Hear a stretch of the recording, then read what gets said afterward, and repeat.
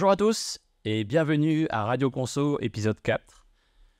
Radio Conso, c'est un ensemble de vidéos dédiées à la consolidation statutaire sur la plateforme unifiée CCH Tagetik, groupe Wolters Kluwer, où à chaque fois on fait intervenir un expert et ensuite on démontre ce qu'il vient de dire sur une vidéo sur l'outil CCH Tagetik.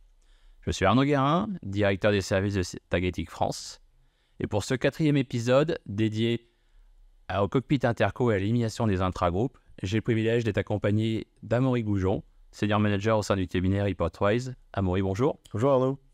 L'objectif de cet épisode, maintenant vous commencez à être habitué avec Radio Conso, ça va être d'avoir d'abord la parole de l'expert, en l'occurrence aujourd'hui Amaury, sur ces cockpits interco et les éliminations associées, et dans un deuxième temps, de voir une vidéo, une légère démo. Mais peut-être avant, Amaury, présente-nous le cabinet ReportWise. Le ReportWise, c'est un cabinet expert en pilotage de la performance. On intervient sur des sujets de consolidation, de FP&A.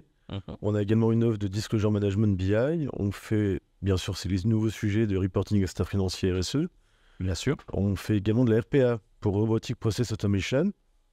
Donc aujourd'hui, ReportWise, c'est un cabinet qui a plus de 100 consultants, avec en moyenne 10 ans d'expérience. D'accord, donc des consultants expérimentés. Oui, on intervient sur des sujets. On fait du conseil, donc on va venir en fait en avant-projet pour vous aider à faire des études de cadrage. On va vous faire donner une idée de choix d'outils. Après, on a bien sûr le volet intégration. Après, on a une offre de consulting IT. D'accord. On a bien sûr une offre de TMA.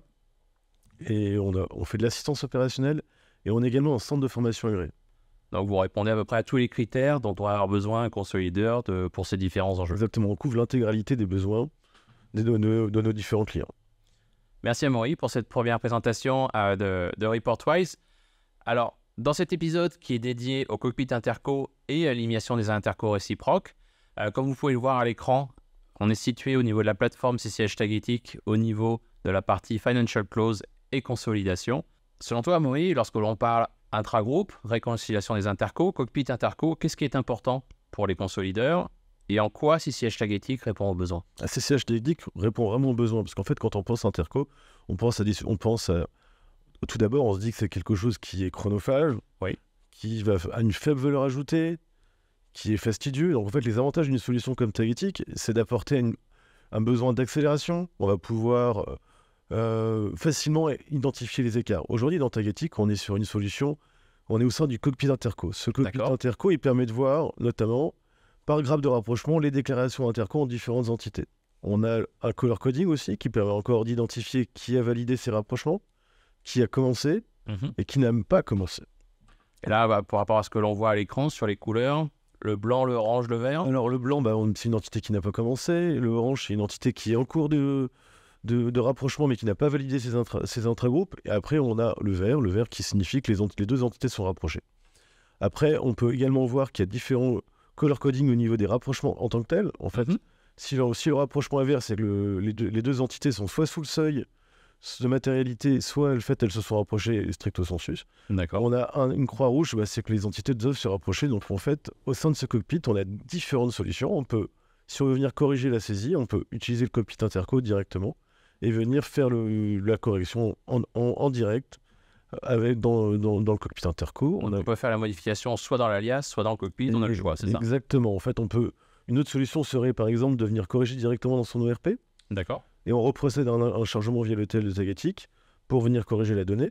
Une troisième solution, comme tu disais Arnaud, on va venir faire une saisie dans les différents états de Tagetik par intragroupe pour venir corriger. Ce qu'il faut se rappeler, en tout cas ce qui est intéressant, c'est les fonctionnalités de chat qui sont intégrées à Tagetik.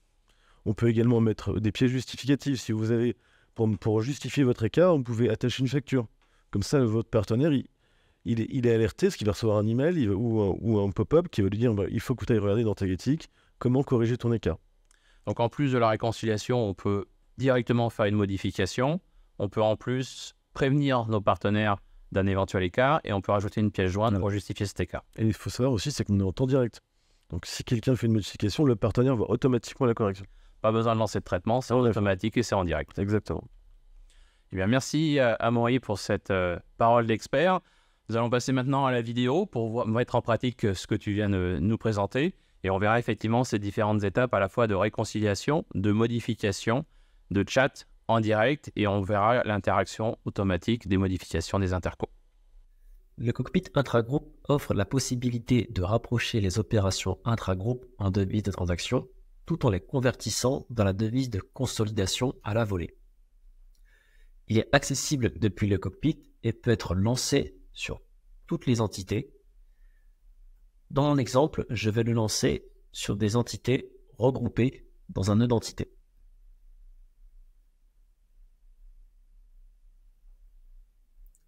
Cette fenêtre indique les entités ayant des opérations intragroupes entre elles, avec les couples d'entités en ligne et les graphes de rapprochement en colonne. Dans mon exemple, il y a un écart intragroupe entre les entités S000 et S001 sur la grappe de rapprochement REC BS02. Un code couleur est appliqué et la légende est accessible avec ce bouton.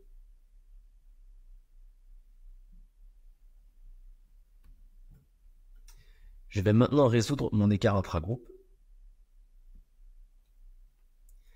Cette fenêtre affiche les déclarations des deux entités. Depuis cette fenêtre, l'utilisateur a la possibilité de modifier sa déclaration en devise de reporting et devise de transaction.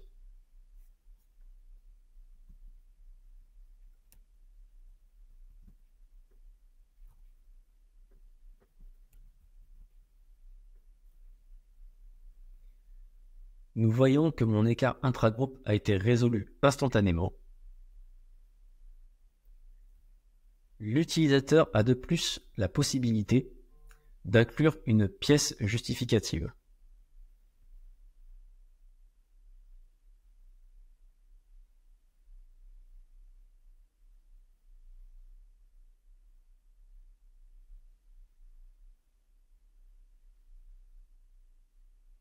Amaury, au regard de la vidéo qu'on vient de voir, est-ce que tu retrouves bien l'ensemble des éléments dont tu parlais tout à l'heure? Oui, on a vraiment vu l'intégralité des fonctionnalités que j'avais identifiées. On en a même vu plus parce qu'on a vu qu'on pouvait rapprocher les devises en devises de transaction. Ah oui, tout à fait.